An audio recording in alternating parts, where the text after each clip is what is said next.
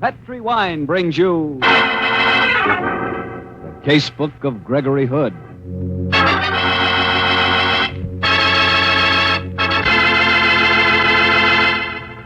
Tonight, the Petri family, the family that took time to bring you good wine, invite you to listen to the story of Murder in Celluloid. Another exciting adventure from the Casebook of Gregory Hood. As for me, I'd like to know if you're planning to have chicken for dinner any night this week. Because no matter how you like that chicken, roasted, fried, or in a stew with dumplings, you like it a lot better served with a glass of Petri California Sauterne. Now, there's something to talk about. Chicken and Petri Sauterne. Petri Sauterne is a clear white wine, delicately fragrant. And what a flavor that Petri wine has. It's, well, all I can say is, it's the wine you've been looking for. A wine that brings you the luscious flavor of big, plump, sun-ripened grapes. And say, Petri Sauterne is not only great with chicken, but you like it served with fish or any kind of seafood, too. So try a bottle of Sauterne. Get Petri Sauterne. Those letters, P-E-T-R-I, always spell good wine. Petri wine.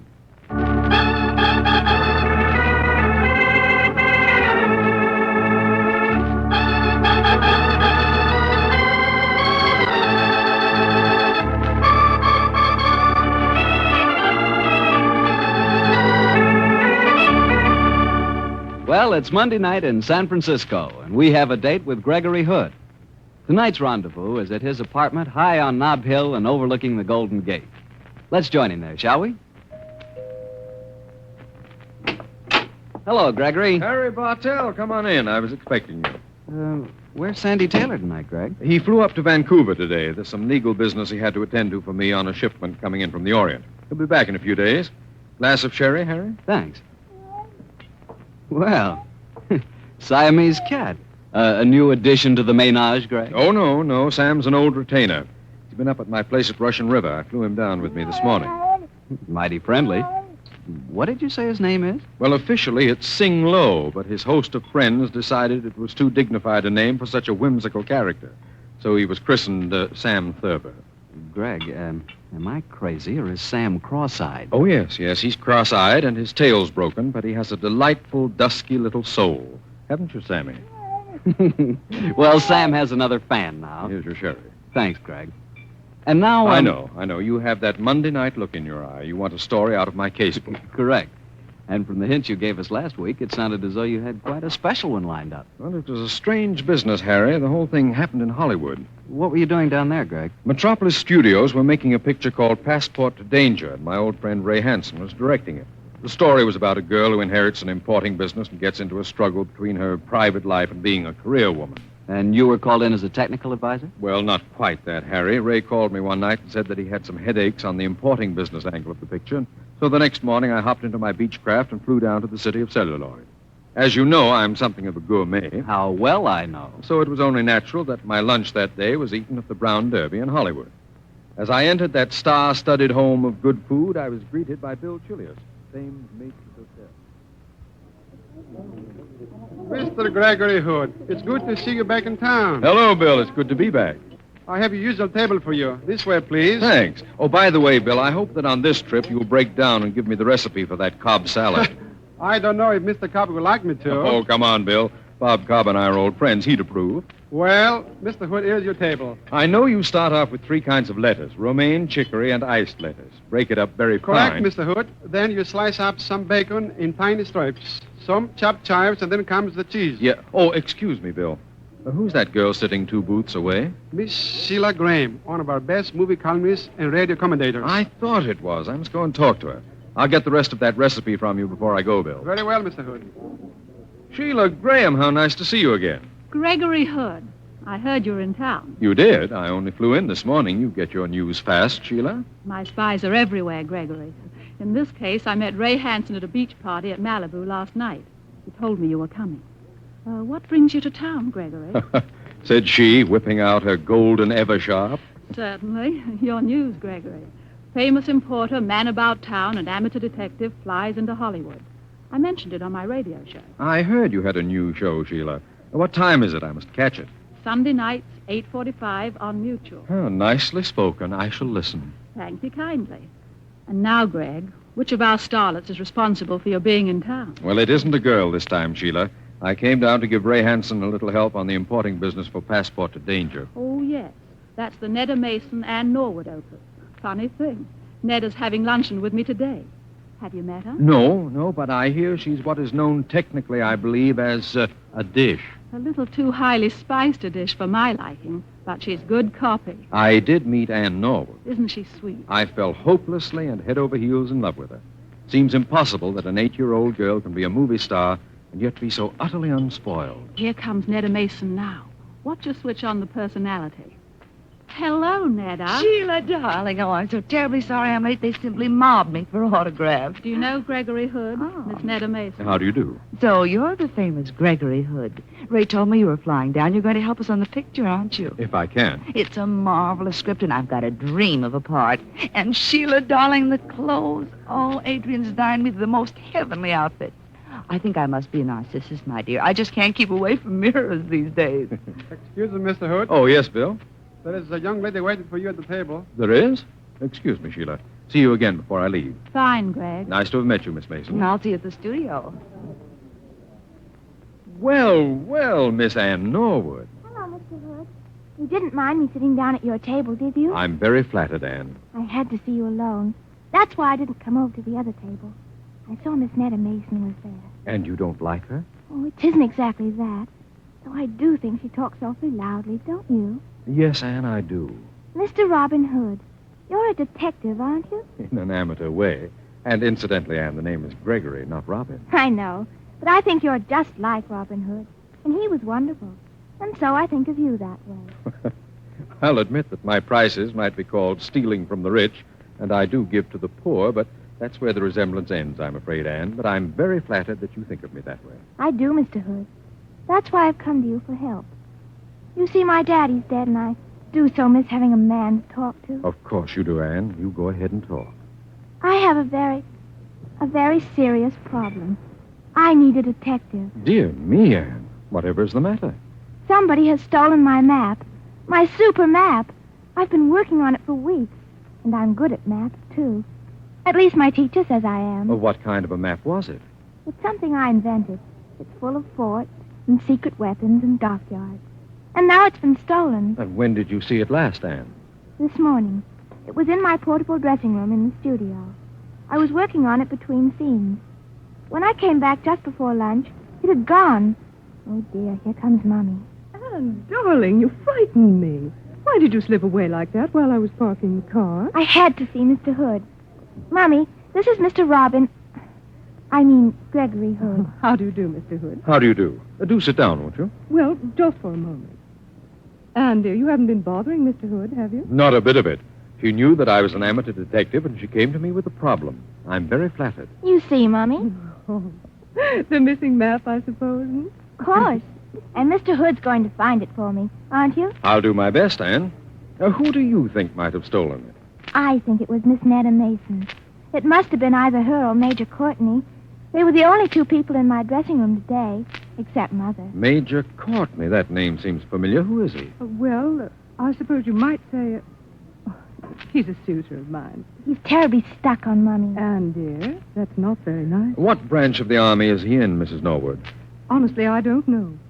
And if I did, I shouldn't tell. It's all some terrific secret. He doesn't even wear a uniform. Well, I'll tell you what let's do. You both have lunch with me. Then we'll drive over to the studio and see if we can find that map for you, Ann. Oh, Mr. Hood, you're so wonderful.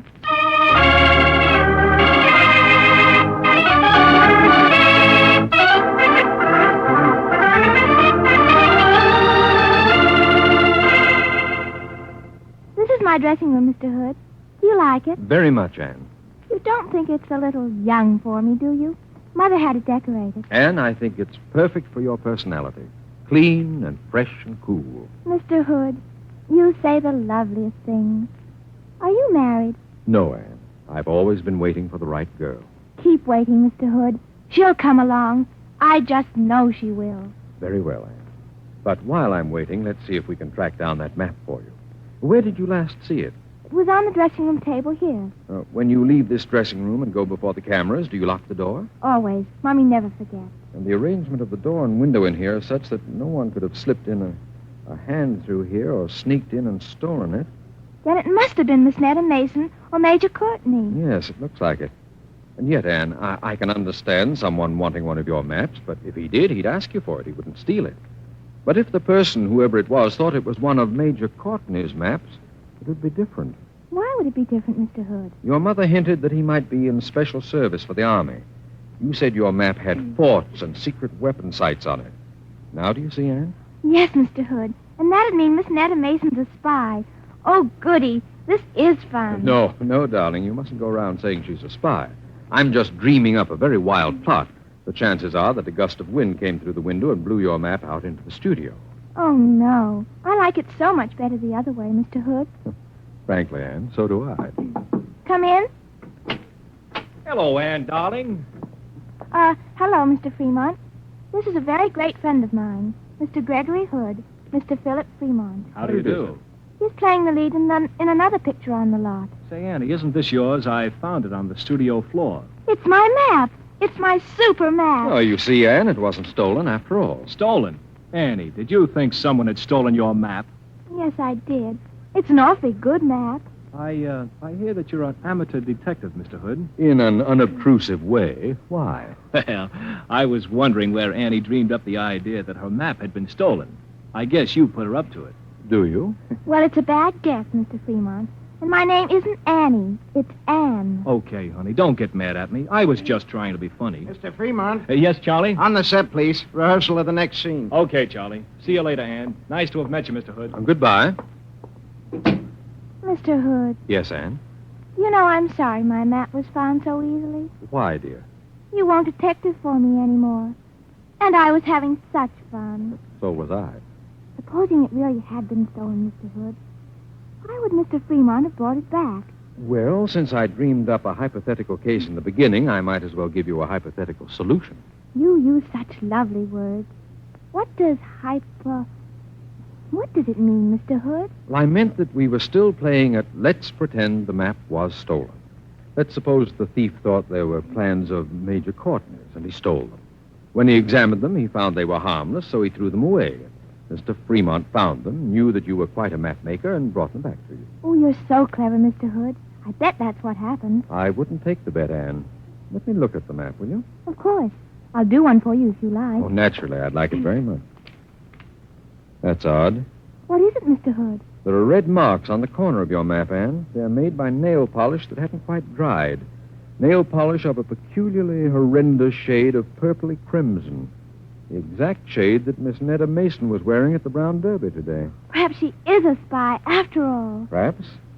Look, Anne, even though you've got your map back, I might as well follow this business through. There's something funny going on here. I think so, too, Mr. Hood. I just know Miss Netta Mason's a spy. Did you look at those eyes of hers? Yes, Anne, I got the slant. Let's go to her dressing room and talk to her, shall we?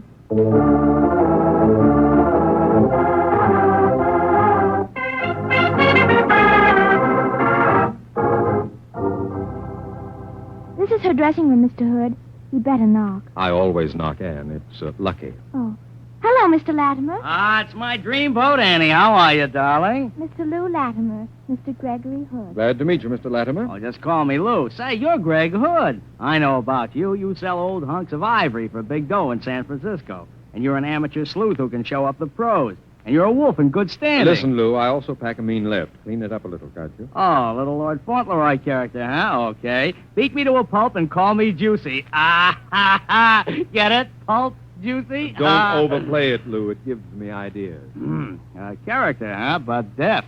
Listen, I'm handling the publicity on this little super-duper colossal hunk of picture. I've got an idea. It'll slay you, Greg. I'm mortal, just like the next man, but I'll listen to it later. Right now, Anne and I want to see Netta Mason. Is she in her dressing room? Oh, deaf. She went in about half an hour ago, and I've been sitting here ever since, dreaming up ideas. Anyone else been in to see her? Natch. Philip Fremont, the alleged actor, went in. Also Major Courtney, the man of mystery. They've both left now, though. So. Anne, I'm going in alone. Stay here with Mr. Latimer, will you? Why can't I go with you, Mr. Hood? Well, you know how it is, Anne. You're a sophisticated girl. When you go to see a beautiful spy, you go alone. I know. It's just like in the funnies. Like if she was a dragon lady. You wouldn't want another woman like me along. That's right, Anne. You're very understanding. I'll be back in a moment. Character. Greg Hood is a definite character, but in dube. I love Mr. Hood. Why not, Jenny? Oh, by the way, Dreamboat, I've got a terrific angle for you on this picture. Oh, no, Mr. Latimer. Not again. Oh, this one's a natural, honey child. We give you a big balloon, see? It has Passport to Danger printed on it. Now, passport spelled backwards is Tropsap, see? No, Mr. Latimer. I don't see. Look, baby, Tropsap is the name of a cereal, see? Now, we get him to ask you why you're so healthy. And you say you always breakfast on Tropsap because backwards it spells passport. And that's in the title of your super-duper smasheroo. You get it, Annie? No, Mr. Latimer. I don't eat Tropsap. I've never even heard of it. I wouldn't tell a lie. A lie, she says, yet. Listen, honey child, you're not getting the point. It's a big balloon. Maybe we fill it up with hydrogen. But, you see, it's got this billboard on each side of it, see? And when they ask you... Oh, Anne. Hello, Mr. Hood. I'm glad you're back. Your mother left a message. She wants you to call her. She's back at the Brown Derby. It's quite important. Oh, all right, Mr. Hood. Wait here for me, won't you? Yes, Anne, I'll wait. What's the matter, pal? You look as if you'd seen a ghost. I have. Close the studio gates and send for the police. The police? What's wrong? Plenty. Miss Netta Mason's lying in her dressing room. She's been strangled.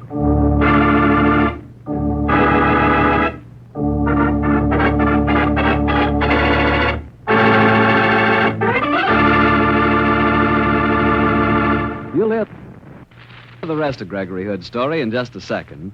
So I'm going to tell you about a red wine that's really marvelous with any kind of meat or meat dish. The wine is Petri California Burgundy. Petri Burgundy is a rich, full-flavored wine, a wine so unusual that it can turn a simple meal into a real feast. For proof, next time you have hamburgers or your favorite kind of stew for dinner, serve it with a glass of Petri Burgundy. Your whole dinner becomes more colorful.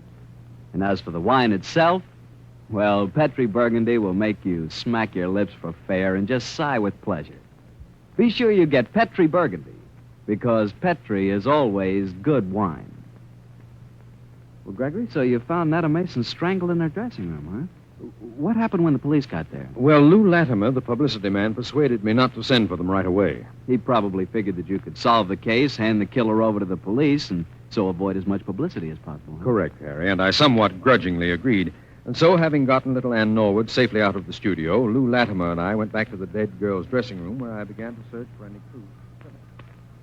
Find any clues, Greg? Not so far, Lou. Except that the thumb marks show she was strangled from behind. No chance of identifying them, I'm afraid. Gee, Greg, how do you figure this killing? It's a hard one to figure. Maybe the explanation I ad-libbed at the studio for Ann Norwood's benefit might fit the killing at that. Well, it looks simple enough to me. I saw Netta walk into her dressing room. I was sitting outside it until you came out. Now, apart from yourself, only two people went in. Major Courtney, the man of mystery, and that ham actor, Philip Fremont. It must be one of them. Hello. Now we've got a clue. Look what's clenched in her right hand. Huh? It looks like some kind of pin. It's a Sigma Xi key. What's Sigma Xi? An honorary fraternity for science, a sort of scientific equivalent of Phi Beta Kappa. But there's no name on this key. So you still don't know which one of the two it is? Which one of the three? Huh? Well, how do you figure three, Greg? Proving it's two only rests on one thing, Lou. Your word alone. That makes you, my friend, the third suspect.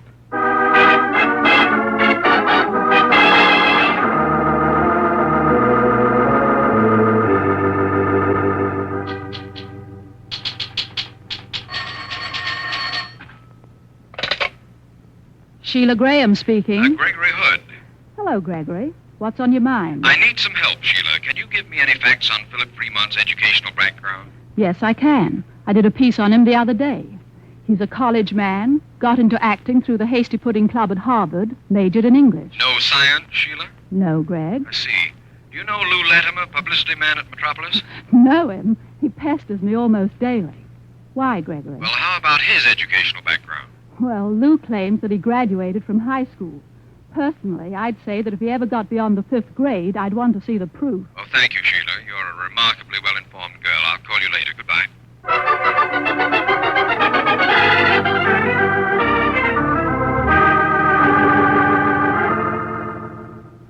Mrs. Norwood, why did you bring Anne back here to the studio? Oh, I simply couldn't keep her away, Mr. Hood. Where is she now? In her dressing room, talking to Major Courtney. Oh, I'm anxious to meet him. Oh, well, come along then. Let's go in.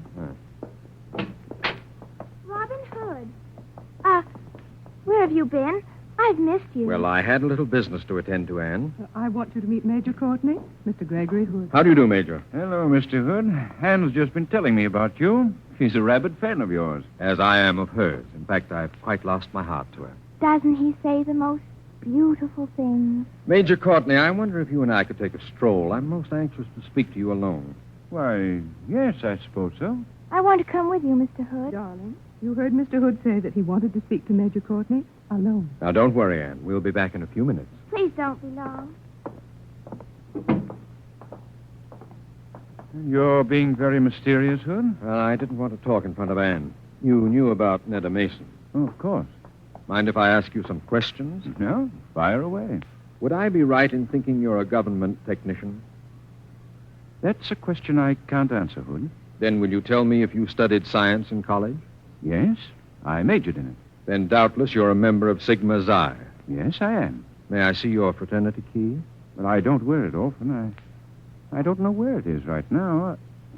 Look, Hood, I don't know what you're driving at, but I'm not used to being cross-questioned like this. Sorry, but I'm going on with it. Why did you call on Netta Mason in her dressing room this afternoon? That is none of your business. Then let me do a little guesswork, Major. I think you suspected Netta Mason of being involved in espionage activities. Perhaps she displayed too much interest in your briefcase and you went in to talk to her about it. Listen, Hood, if you must know, when I went into Netta's dressing room, I found her murdered. Found her or left her that way, Major? You're barking up the wrong tree, my friend. And if I were free to explain a few things to you, which I'm not, you'd believe me. Hey, Gregory, there you are. I've been looking all over the lot for you. How you coming? I think we're on the last lap, Lou. Tell me one thing. Sure. What is it, pal? Is Philip Fremont's picture shooting this afternoon? Oh, yeah, they're on stage 8. They're shooting a big gun battle scene right now. I just left there. You want to come over? Yes, Lou, I do want to. Very much.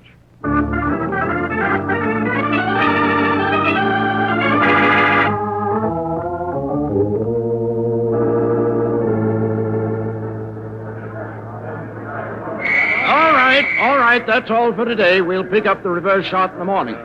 Fade the lights. Everyone off the set. Hey, Gregory, we can catch Fremont before he gets back to his dressing room. Yes, let's go on the set and talk to him. Come on, Major Courtney. Keep a weather eye open, Hood. We may be leading with our chin. I know, Major, but we have the advantage of surprise. I hope.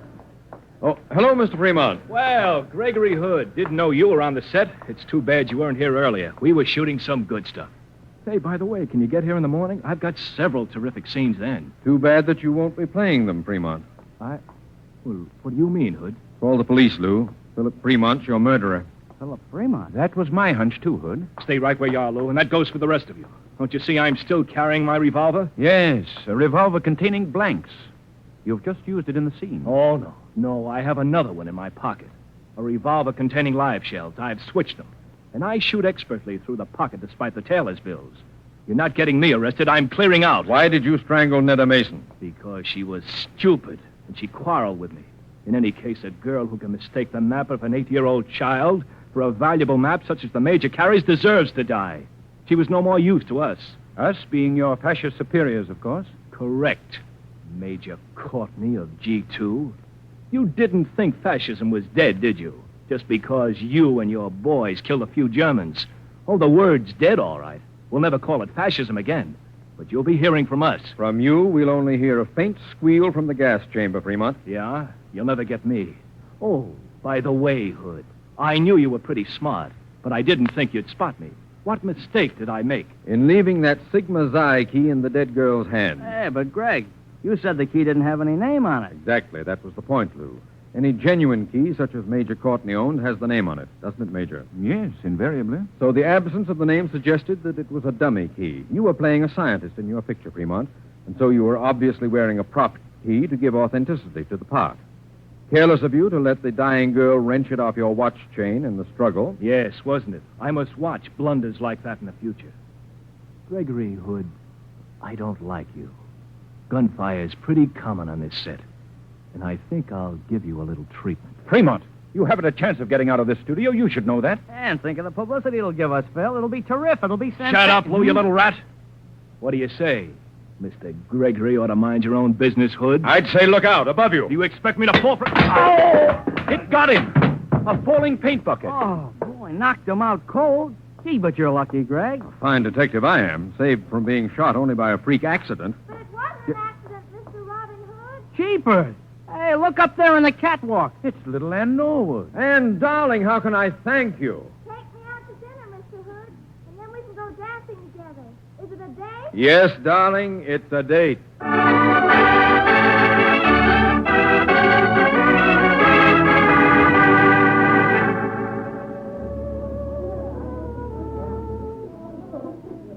Anne, you dance beautifully. So do you, Mr. Hood. I'm afraid I'm a little short for you, though. Not a bit of it, Anne. I like my women petite.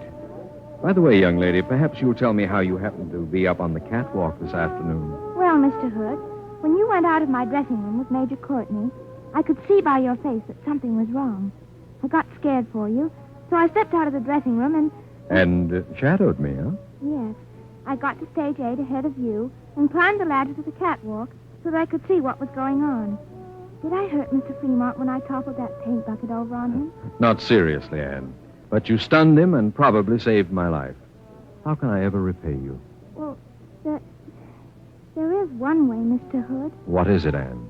You told me at lunch that you'd never married because you hadn't met the right woman. That's right, Anne. Keep on waiting, Mr. Hood. Please keep on waiting.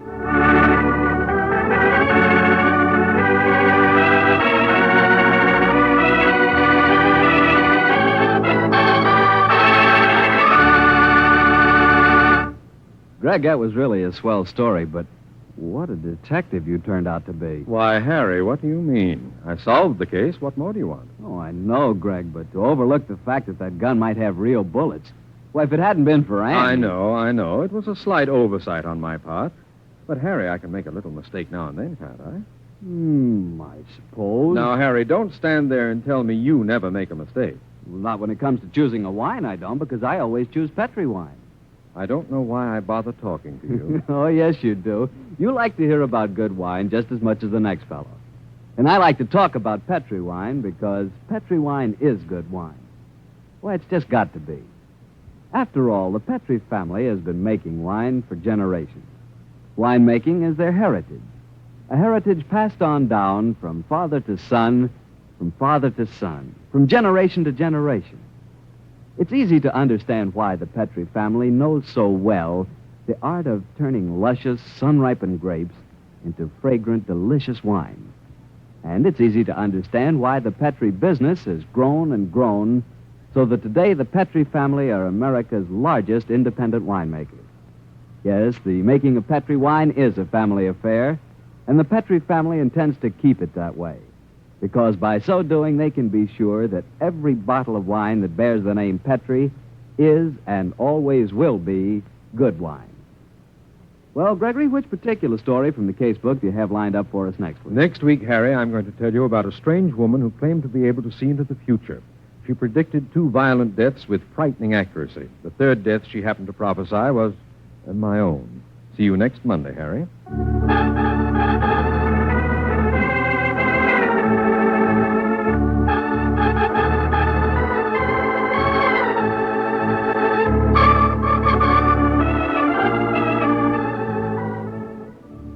The Casebook of Gregory Hood is written by Dennis Green and Anthony Boucher. Original music composed and played by Dean Fossler. Gail Gordon plays the part of Gregory Hood.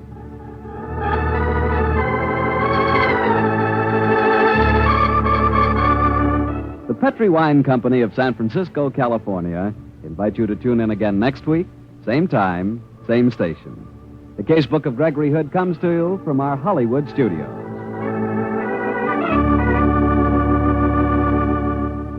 This is Harry Bartell saying good night for the Petri family. For a solid hour of exciting mystery dramas, listen every Monday on most of these same stations at 8 o'clock to Michael Shane, followed immediately by the Casebook of Gregory Hood. This is the Mutual Broadcasting System.